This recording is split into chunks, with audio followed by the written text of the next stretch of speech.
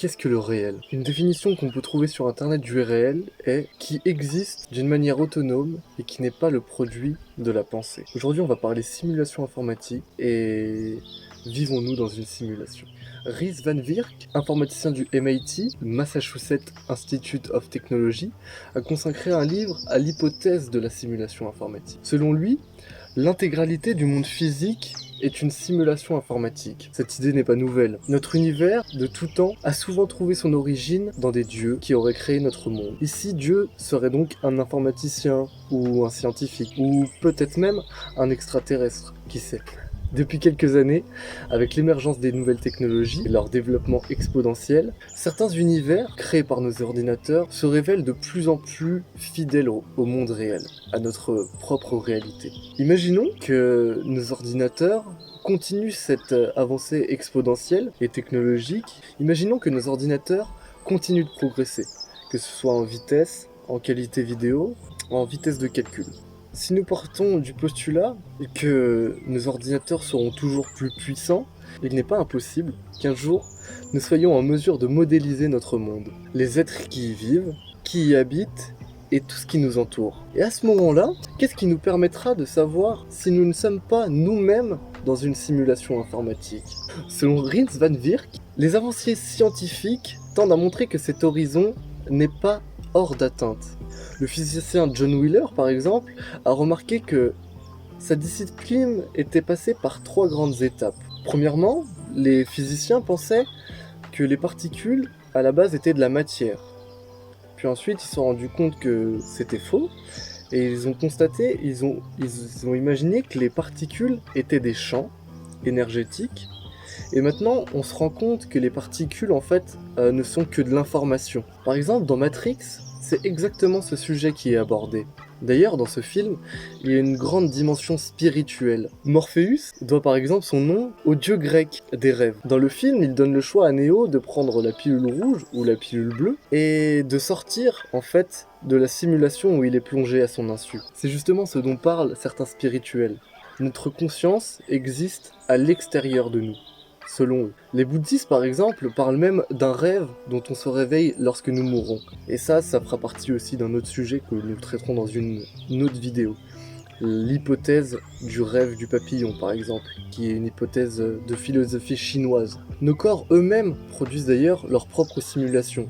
Lorsque nous rêvons, nous sommes dans un univers que notre cerveau simule lui-même. Tout nous paraît alors réaliste, vraisemblable, et à part cas exceptionnel des rêves lucides, nous ne savons pas que l'univers qui nous entoure à ce moment-là est une création de notre esprit. Certaines personnes rapportent même l'expérience de rêves communs. Et pour rester dans le thème des simulations créées par notre cerveau, on pourrait ajouter aussi des états de conscience particuliers et rares, comme les EMI par exemple, les expériences de mort imminente, où la conscience, après la mort, serait encore présente et arriverait à créer une certaine forme de réalité après la mort physique. On pourrait aussi parler de certaines drogues comme la DMT, où les utilisateurs rapportent souvent aussi des récits similaires de sortie de corps ou d'expériences encore plus profondes.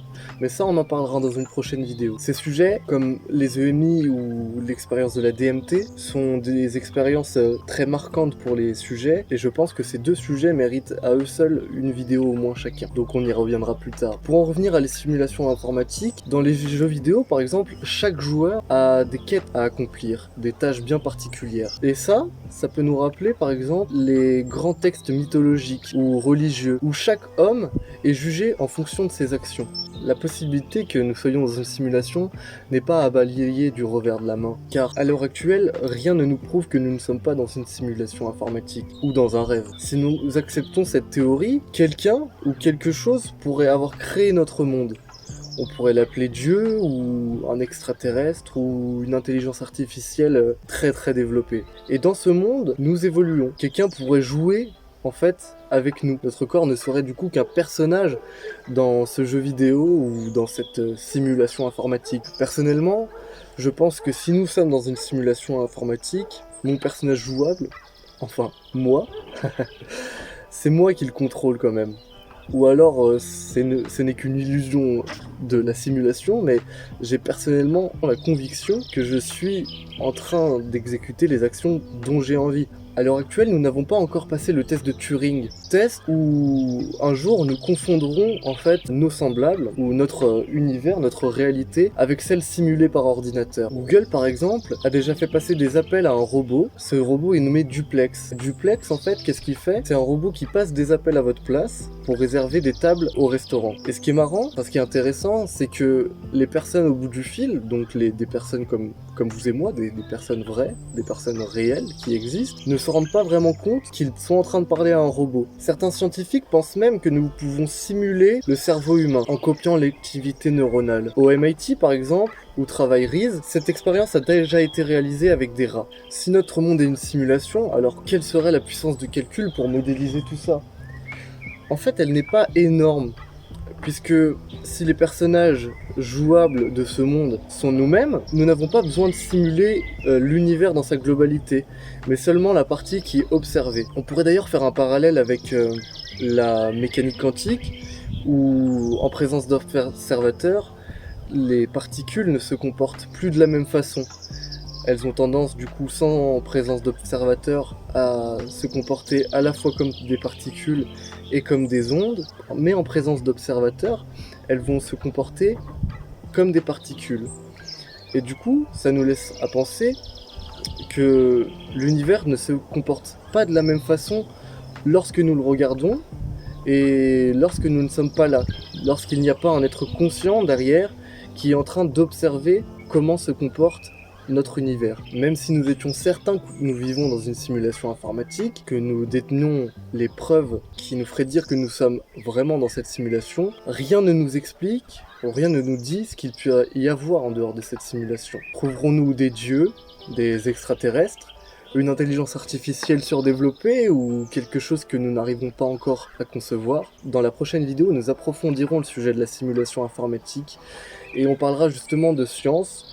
On a abordé légèrement le sujet, on l'a effleuré, mais on essaiera d'aller plus loin dans la prochaine vidéo pour essayer de trouver des preuves ou de trouver des arguments en faveur de cette théorie. Dans un prochain sujet, on parlera aussi d'œuvres qui parlent de simulation informatique. Ça peut être très intéressant de voir comment d'autres personnes conçoivent et ont conçu l'idée de la simulation informatique. J'ai déjà parlé un petit peu de Matrix, mais il y a beaucoup d'œuvres qui parlent justement de cette simulation, comme The Truman Show, Rick et Morty ou encore Midnight Gospel, pour ne pas tous les citer.